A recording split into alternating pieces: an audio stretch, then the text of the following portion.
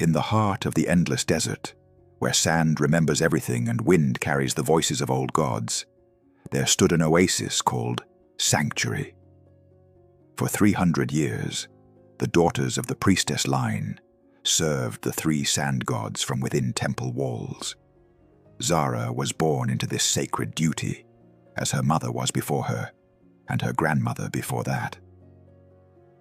But Zara had a problem. She couldn't stop looking at the horizon. While other girls learned prayers, Zara studied forbidden maps in the temple archives. While they memorized rituals, she built a sand glider in secret, hidden beneath palm fronds behind the outer wall. Her mother, High Priestess Amara, pretended not to notice the sand in her daughter's hair. The way Zara's eyes wandered during ceremony.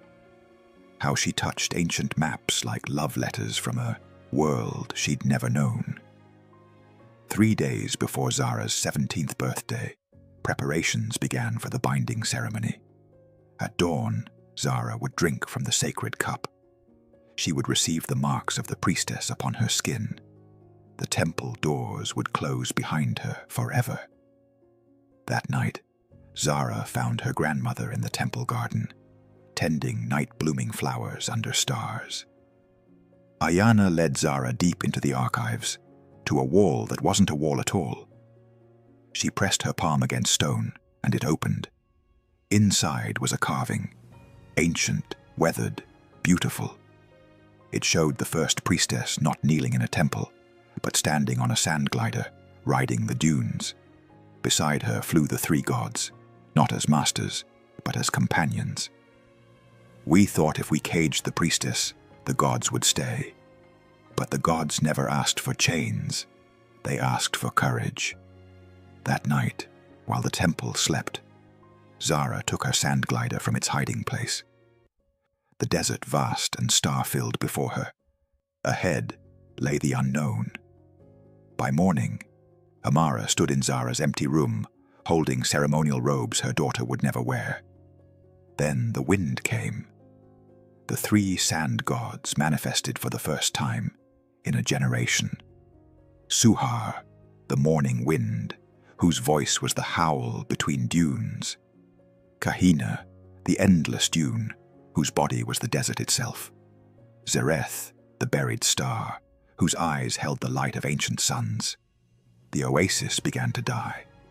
Water receded, plants withered.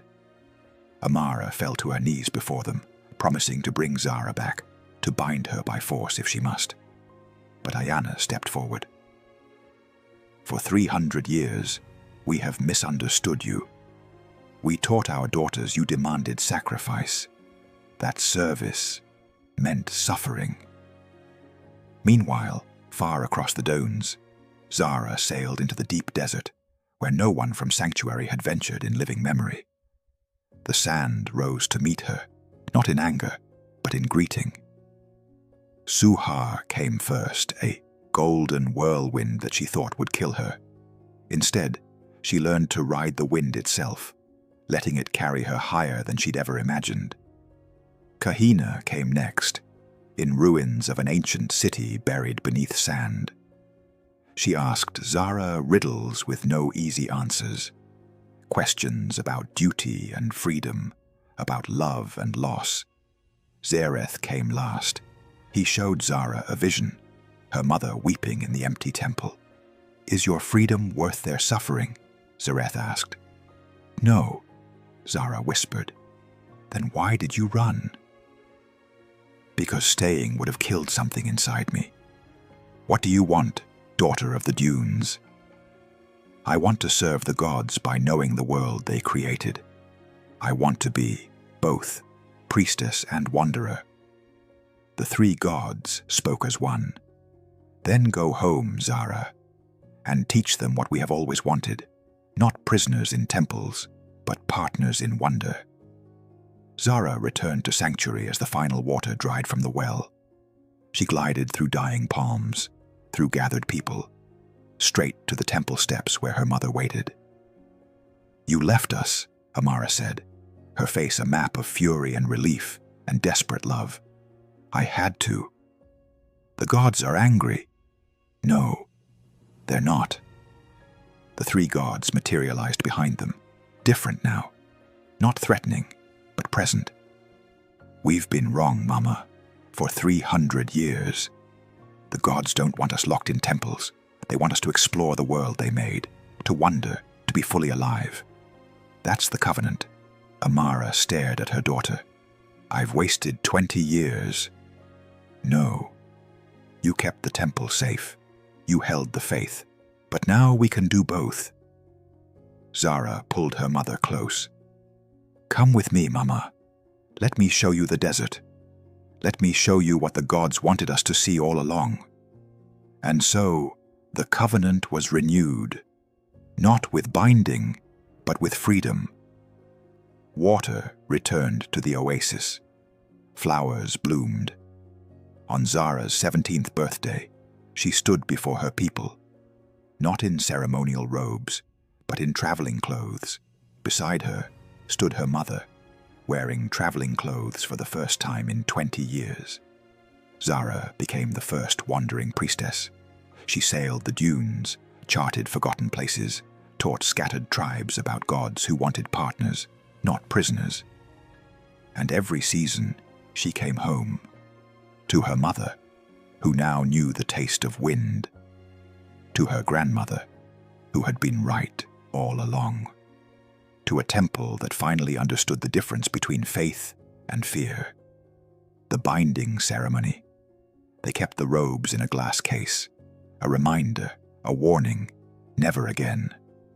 Other girls followed Zara's path, then dozens, then hundreds, the desert filled with gliders and laughter, and women who served the gods by living fully, not dying slowly.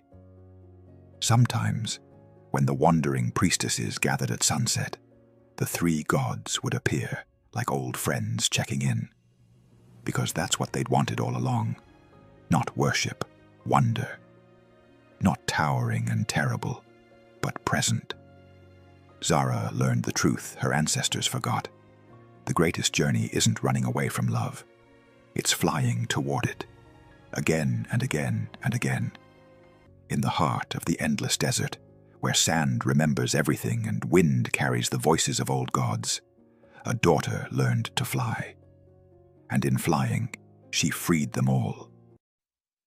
If you loved this story, subscribe to our channel for more magical fairy tale adventures.